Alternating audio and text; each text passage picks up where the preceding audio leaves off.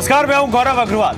Triple तलाक पर पूछे गए सुप्रीम कोर्ट के सवाल का जवाब केंद्र सरकार ने तैयार कर लिया है। केंद्र सरकार इस महीने के आखिर में कोर्ट को यह बताएगी कि वो ट्रिपल तलाक से इत्तेफाक नहीं रखती, इसे खत्म कर दिया जाना चाहिए। कई इस्लामिक राष्ट्रों ने भी 3 तलाक को अवैध करार दिया है। ये तो हुई सरकार की दलील।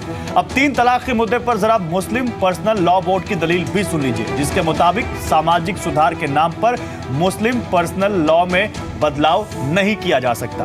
अब पर्सनल लॉ बोर्ड और सरकार की दलीलों पर सुप्रीम कोर्ट को फैसला सुनाना है, जहां शाहबानों से लेकर सारा बानों तक सवाल पूछ रही हैं कि ये उन्हें उनका हक कब मिलेगा।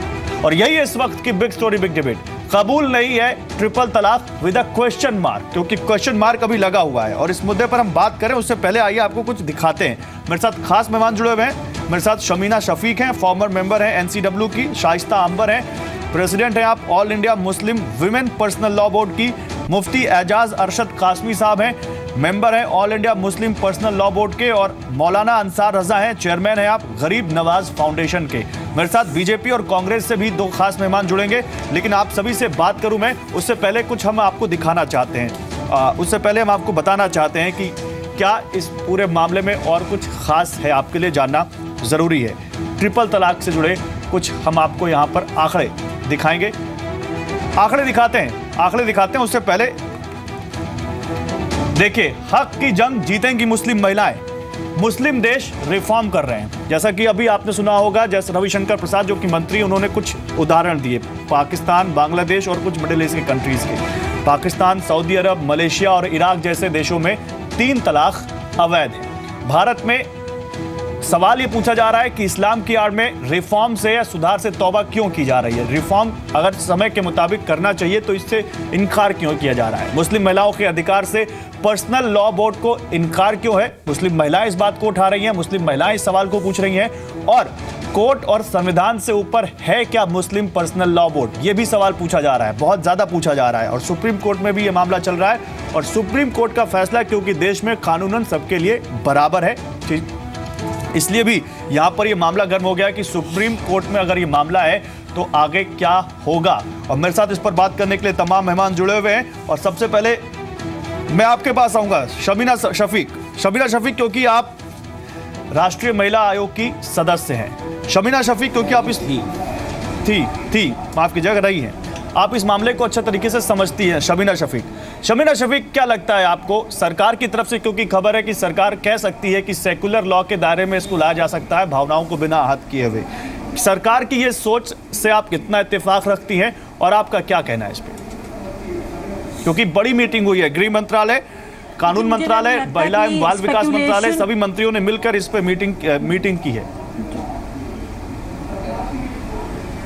देखिए, जब तक जो सरकार अपनी रिपोर्ट सुप्रीम कोर्ट में दाखिल ना कर दे, तब तक मुझे लगता है स्पेकुलेशन के बेसिस पे कि सरकार ये करने जा रही है, क्या सही है या क्या गलत है, ये मुझे लगता है ज़ाती तौर पे गलत होगा कहना इस वक्त। हाँ, ये ज़रूर है कि मुस्लिम महिलाओं के हक में है कि ट्रिपल तलाक को बैन किया जाए। मुस्लिम महिलाओं के हक में है कि जितनी भी ऐसी प्रैक्टिसेस हैं जो महिलाओं को एक तरीके से एक कॉर्नर कर देती हैं with in the personal law board, उसको पर्सनल लॉ बोर्ड को खुद बैठकर अपने दायरे के अंदर बदलाव लाना चाहिए। और एक मुस्लिम महिला होने के नाते कानून को समझते हुए मैं ये बात कहना चाहती हूँ, बहुत पुख्तगी से कहना चाहती हूँ कि आई होप कि सुप्रीम कोर्ट ऐसा कोई डायरेक्शन पर्सनल लॉ बोर्ड को दे जहां पर पर्सनल लॉ बोर्ड ये सोचने पर मजबूर हो जाए कि अपने जो पर्सनल लॉ बोर्ड है उसके एम्बिट के जो पर्सनल लॉज है रादर उसके एम्बिट के अंतर्गत महिलाओं को वही सारे हक दे जो बाकी दुनिया के तमाम मुल्कों ने दे रखा है। जैसा कि आपकी रिपोर्ट बता रही है ना, 2-3 कंट्रीज नहीं, बहुत सारे मुल्क हैं जहां पर ट्रिपल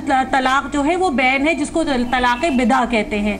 तलाक एहसन सही तरीका है। और मेरा सिर्फ एक कहना है कि अगर कोई मर्द किसी औरत को एक ही बार में 3 बार तलाक कह दे तो उसको एक तलाक माना जाए।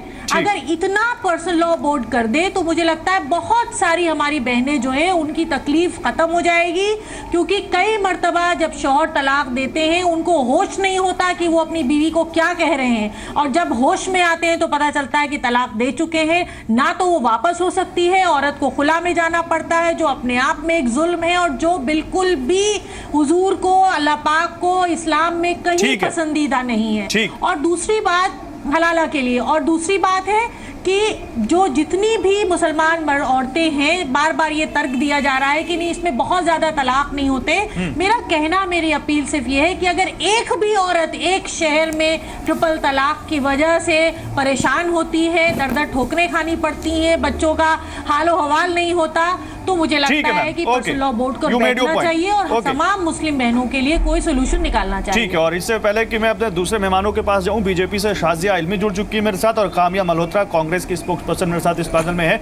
और मैं चाहता था कि पहले मैं बीजेपी का स्टैंड ही जानूं शाजिया, क्योंकि सरकार से की तरफ से कुछ ही दिनों में सुप्रीम कोर्ट को इस बारे में जवाब देना है। शाजिया, क्या स्टैंड है यहाँ पर? जो खबरें आ रही है यही स्टैंड है कि सरकार कहने वाली है कि सेकुलर लॉ के दायरे में लाया जा सकता है भावनाओं को बिना आहत किए, और इस बारे में एक मीटिंग भी हुई है हाई लेवल, जिसमें होम मिनिस्ट्री, जिसमें लॉ मिनिस्ट्री, जिसमें महिला एवं बाल विकास मंत्रालय के मंत्री शामिल थी, और होम मिनिस्ट्री की तरफ से शायद एक कंक्लूसिव रिप्लाई जाएगा सुप्रीम कोर्ट में, ऐसा खबर आ रही है। आप जरा बताएं क्या सोच है सरकार की इस बारे में और क्या यही होने वाला है?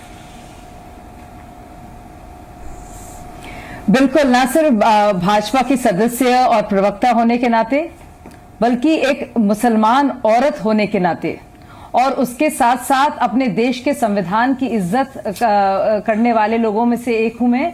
और एक और जरूरी बात, जेंडर जस्टिस यानी कि महिलाओं के साथ बराबरी का दर्जा के लिए लड़ने वाले जो लोग हैं, उनकी भी नुमाइंदगी करने वाले लोगों में से मैं एक हूं। और इन सब के हवाले से मुझे लगता है बहुत ही तारीखी और जरूरी डिसीजन है ये, और यही कुरानिक डिसीजन है। मतलब जो अब तक हो रहा था वो गैर कुरानिक था, वो गलत था। और हमसे पहले जो वो बात कर रही थी, मुझे उनका नाम नहीं मालूम, माफ कीजिए उसके लिए। मैं उनको बता दूं कि ऑल इंडिया मुस्लिम पर्सनल जी, शमीना जी को मैं करेक्ट करना चाहूंगी, all India Muslim personal law board एक एनजीओ है, कुछ लोगों ने मिलकर बना दिया है। शमीना जी भी बना सकती हैं। उसका ना तो कोई जुडिशियल रिस्पॉन्सिबिलिटी है, ना ही कोई सरकारी उनका औचित्य है, और ना ही उनकी कोई खास मुसलमानों के बीच मान्यता है कि सबको उनकी बात माननी पड़े या हमें उन पर प्रिवेल करना पड़े। बल्कि कुरान में साफ तौर से लिखा है कि अल्लाह और मुसलमान के बीच में, मोमिन के बीच में किसी को भी मीडिएट करने की जरूरत नहीं है। इतने ढेर सारे मुस्लिम मुल्कों में बैंड है ये ट्रिपल तलाक।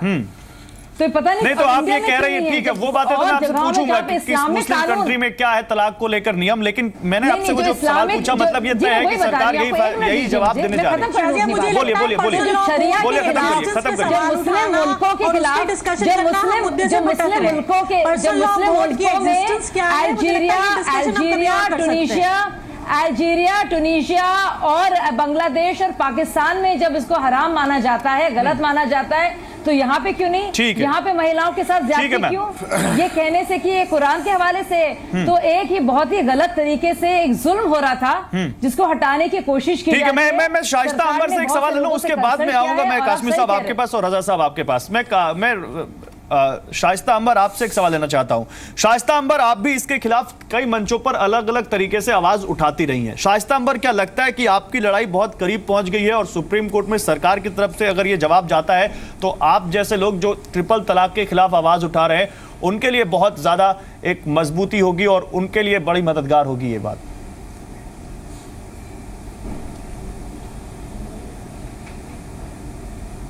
शाइस्ता अंबर, आप तक मेरी आवाज आ रही है? लगता है शाइस्ता अंबर तक मेरी आवाज नहीं जा रही। कासमी साहब, आपका रिएक्शन, फिर मैं आता हूं आपके पास। कामिया मल्होत्रा, बोलिए बोलिए। देखिए, सबसे पहले तो मैं ये वाज़ह कर दूं कि जो लोग चैनलों पे आकर के इस तरह की बातें करते हैं कि मुख्तलिफ देशों में इस पर बैन है, खासतौर से सऊदी अरब वगैरह का नाम लेते हैं, पाकिस्तान का नाम लेते हैं, और उनसे सरकार की तरफ से कहा गया है आज। हाँ, सरकार की तरफ से मैं सरकार को भी चैलेंज करता हूँ, और शाजिया इल्मी साहबा जो बड़ी बड़ी बातें यहाँ पर कर रही हैं, मैं उनसे भी कहता हूँ कि एक भी टेक्स्ट किसी भी कंट्री का आप दिखा दें जहाँ पर ट्रिपल तलाक के लफ्ज के साथ वहाँ पर बैन किया गया हो। देखिए, वो वही चीजें जो हमारे देश में भी है।